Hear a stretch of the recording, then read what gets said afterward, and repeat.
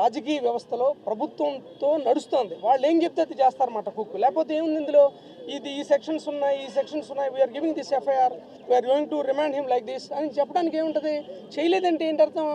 ఎంత కుకింగే కదా. స్టేట్లో ఏం జరుగుతుందో అందరికీ తెలుసు.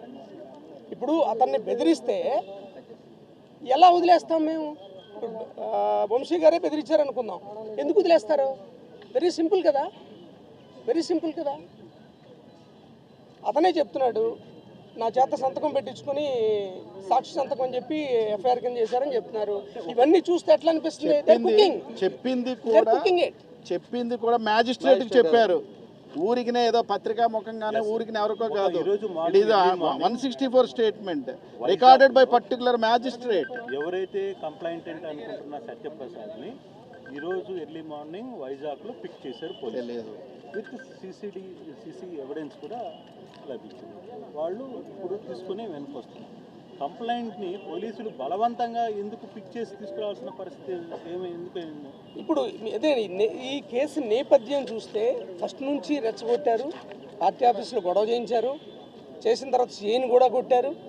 తర్వాత ఎవరిని అడిగినా చెప్తారు, వంశీ అనే వ్యక్తి తెలుగుదేశం పార్టీకి టార్గెట్ అనేది ఈ స్టేట్లో ఉన్న ఏ వ్యక్తిని అడిగినా చెప్తారు. దీనికి ఆయన ఎలా పోరాటం చేస్తున్నాడో కూడా తెలుసు. వాళ్ళ మెయిన్ టార్గెట్ ఏంటి? They want to hit him. పవర్లో ఉన్నాం కాబట్టి మేము ఏదైనా చేయగలం. ఇది వంశీ గారికి కాదు, సామాన్య కార్యకర్తకు కూడా జరుగుతాం. వంశీ గారికే కాదు, ఎవరికైనా జరుగుతాం. మీ అందరికీ తెలిసిందే. ఇప్పుడు ఆయన క్లియర్గా చెప్పాడు, నేను మాట్లాడలేదని చెప్పాడు. అయినా సరే మాట్లాడారని చెప్పి చేస్తున్నారు.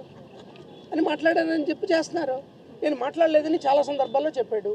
నేను కూడా విక్టిమ్ అనే చెప్పాడు. ఆడపిల్ల అంటే ఎవరి పిల్లైనా ఆడపిల్లే, మీ పిల్ల కావచ్చు, నా పిల్ల కావచ్చు, ఏమి కావచ్చు, ఇంకోళ్ళు కావచ్చు, ఎవరైనా సరే. అంటే ఏ ఆడపిల్లైనా అనకూడదు అని చాలా సందర్భాల్లో చెప్పాడు ఆయన. అది మీకు తెలియదు కాదు, మీ అందరికీ తెలిసిందే. ఇక్కడ ఇన్ఫరెన్స్ ఒకటేనండి, అబ్బాయి చెప్పాడు అయినా సరే మళ్ళీ ఇప్పుడు దాన్ని మళ్ళీ ఇంకో రంగా కుక్ చేస్తున్నారు. ఇది అందరికీ తెలిసిందే కదా. లేకపోతే 44 మంది మీద పెట్టింది 91 మందికి ఎట్లా చేరుతుంది?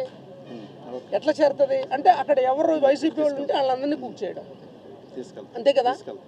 ఇంతకన్నా వేరే ఏమైనా అర్థం చెప్పగలమా? అర్థం చెప్పలేం కదా. ఎందుకు టార్గెట్ చేయరు? టార్గెట్ చేశారని అందరికీ తెలుసు కదా. ఈ స్టేట్లో ఎవరెవరైనా టార్గెట్ చేశారు. మాట్లాడుంటే నేను కూడా చెప్తున్నాను. ఇప్పుడు నా పక్కన సోదరు ఉంది, మా సోదరుని అంటే నేను బాధపడినా? ఈ ఆడపిల్లే డెఫినెట్లీ వీ కండెమ్ ఇట్. నేను మాట్లాడలేదనే చెప్పారు కదా ఆయన.